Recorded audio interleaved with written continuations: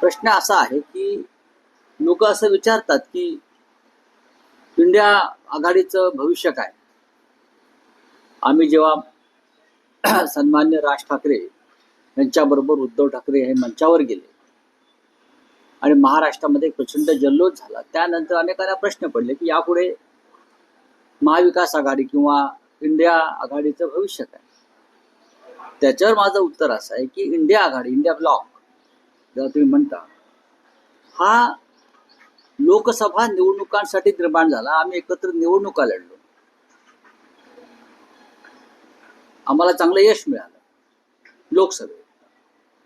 पण लोकसभा निवडणुकीच्या निकालानंतर इंडिया ब्लॉकची एकही बैठक होऊ शकली नाही, अशी खंत स्वतः शिवसेना पक्षप्रमुख उद्धव ठाकरे यांनी सुद्धा व्यक्त केली. अनेक नेत्यांसमोर इंडिया ब्लॉकच्या त्यांनी ही खंत व्यक्त केली. तर इंडिया ब्लॉकचा विषय हा राष्ट्रीय प्रश्नावर, राष्ट्रीय विषयांवर, पार्लमेंटरी अफेअर्स या संदर्भात आहे. लोकसभा, राज्यसभा, महाविकास आघाडी स्थापन झाली, त्याच्यामध्ये 3 पक्ष प्रामुख्याने होते. शिवसेना, माननीय शरद पवार यांच्या नेतृत्वाखालील राष्ट्रवादी काँग्रेस पक्ष आणि काँग्रेस पक्ष. ही महाराष्ट्र विधानसभेसाठी निर्माण झालेली एक आघाडी होती. आम्ही निवडणुका लढलो. आजही महाविकास आघाडी आहे.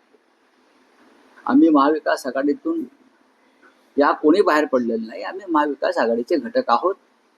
आजही महाविकास आघाडी संदर्भातले निर्णय एकत्रित घेतले जातात.